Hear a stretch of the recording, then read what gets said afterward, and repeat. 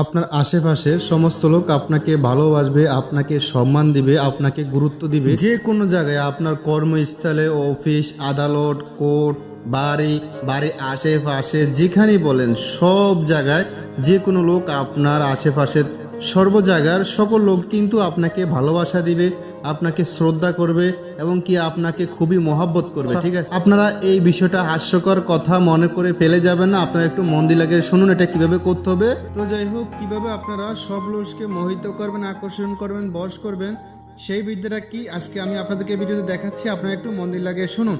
আপনারা স্ক্রিনে একটা নকশা দেখতেছেন, নকশাটা আগে স্ক্রিনশট দিয়ে রাখেন। এই নকশাটা খুবই সহজে আপনারা ব্যবহার করতে পারবেন, একদম সাধারণভাবে সবাই করতে পারবেন ইনশাল্লাহ। তো স্ক্রিনে যে নকশাটা দেখতেছেন এই নকশাটা তাড়াতাড়ি একটা স্ক্রিনশট দিয়ে রাখেন, তারপর আমি বিস্তারিত আপনাদেরকে নিয়মকানুন বলতেছি।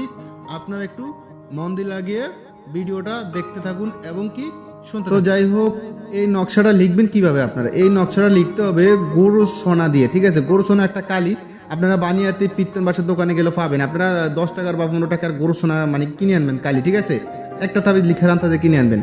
কিনে আনার পর আপনারা একটা আনার গাছের ঢাল নিয়ে আসবেন। আনার গাছ কি মানে অনেক লোকে বলে ডালিম গাছ, অনেক লোকে বলে আনার গাছ।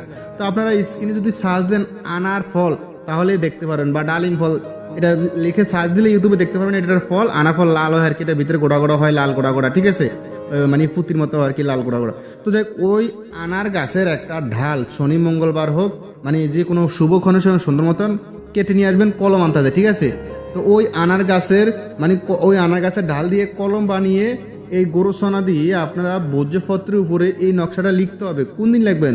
সোমবার দিন সকাল 9টা থেকে 10টার ভিতরে লিখতে হবে। লিখার পর আপনারা এই নকশাটা লিখার পর সামনে রেখে আপনারা আমার এই সুফিয়ান মিডিয়া অফিসিয়াল চ্যানেলে তাবিজ জাগ্রত করার মন্ত্র দেওয়া আছে। ওই মন্ত্রটা 7বার পরে এই নকশাটা 7টা ফু দিলে এই নকশাটা জাগ্রত হয়ে যাবে। জাগ্রত হওয়ার পর আরেকটা কথা মাথায় রাখবেন, এই নকশাটা মানে শখ গড় হিসাব করে পূর্ণ করবেন। তো যাই হোক, কীভাবে তাবিজের শখ গড় পূর্ণ করতে হয় সেই বিষয় নিয়ে আমার চ্যানেলে অলরেডি একটা ভিডিও দেওয়া আছে।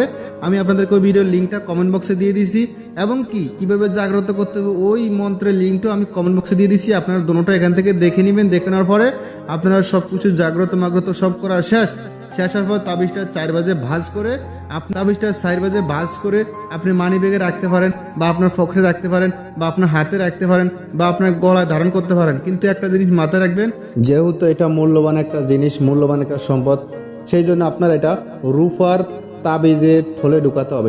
সেজন্য আপনারা রূপার ঠোলে এই তাবিজটা ঢুকিয়ে ব্যবহার করবেন। কারণ রূপার ঠোলে ব্যবহার করলে এটা কার্যকারিতা ক্ষমতাটা বেশি থাকবে। বলে এমনি নর্মাল ঠোলে বললে কি হবে না?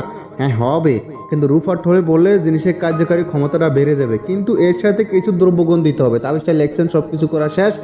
এখন এর সাথে তাবিজের ভিতরে ঠোলে ঢুকানো পরে এই তাবিজের ঠোলের ভিতরে কিছু দ্রব্যগুণ দিতে হবে। দ্রব্যগুণ কি আমি বলতেছি, আপনার একটু মন দিয়ে লাগে শুনুন। দ্রব্যগুণ কি? দ্রব্যগুণ হলো আপনারা লজ্জাপতি গাছ মানে সাদা লজ্জাপতি গাছের কিছু অংশ আপনারা এই তাবিজে দিবেন। তারপর মিলন গোটার কিছু ক্যাশ এই তাবিজের ভিতরে দিবেন। তারপর 2টা রাজমোহিনী গোটা এই তাবিজের ভিতরে দিবেন। দেওয়ার পর এই তাবিজটা আপনার হাতে বা আপনার কোমরে বা আপনার গলায় যে কোনো এক জায়গায় ধারণ করবেন। ধারণ করার পর এখন আসেন আপনার তাবিজের গুণাগুণ পরীক্ষা করার ফালা। এখন আপনি সবার সামনে যাবেন, গিয়ে সবাইকে সুন্দর মতো সালাম দিবেন। সবাইকে কেমন আছেন সুন্দর করে মিষ্টি মুচকি একটা হাসি দিয়ে সবাইকে জিজ্ঞাসা করবেন। সালাম দেওয়ার পর সবাইকে জিজ্ঞাসা করবেন যে আপনারা সবাই কেমন আছেন।